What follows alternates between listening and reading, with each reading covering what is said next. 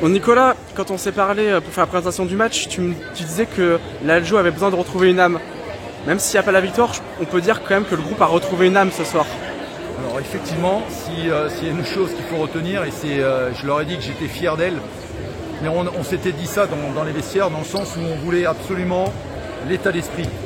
C'est-à-dire qu'on arrête de refuser, de reculer, on arrête de refuser de se dire « Ah, on n'est pas bien » ou quoi que ce soit. Donc dans l'état d'esprit, dans les qualités, dans l'investissement qu'elles ont mis, mais que ça soit des joueuses sur le terrain ou sur le banc, les filles elles sont irréprochables. Alors oui, on a fait encore des fautes parce qu'on est peut-être fatigué, oui, on a encore des filles qui sont hors de forme. Mais au moins, là ce soir, je crois que c'est la deuxième fois depuis le début de la prépa que je vois des filles y croire. Et ça fait un bien fou. Du coup, ton principal regret ce soir, au-delà même de la défaite, c'est quoi? Dans le scénario du match, qu'est-ce qui te donne le plus de regrets? Ça se joue sur des détails, ça se joue sur un moment donné, ne pas attaquer encore plus les intervalles. À chaque fois que la petite Capucine qui a juste 17 ans, elle a attaqué les intervalles, ça a permis de libérer des espaces pour Cathy ou pour Annabelle, et ou pour Marion, et ou pour Pépette.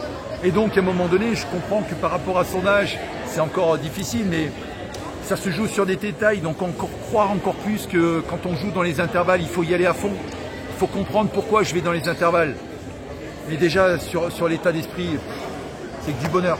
Au moins, ok, on a perdu 25-28, mais c'est ce que je t'avais dit par téléphone. Au moins ne pas avoir de regrets. Alors oui, on va avoir des regrets, mais elles ont tout donné. Là, elles finissent, elles sont chiffon carpette ce soir. Mais au moins là, je suis fier d'elles. Est-ce que tu penses que cette équipe peut encore monter en puissance sur la suite des matchs? On va avoir à tout. On va avoir une autre joueuse qui va je l'espère, venir nous renforcer. Et je pense que quand tout le monde sera en forme, bah oui, cette équipe de Mérignac, on la tapera.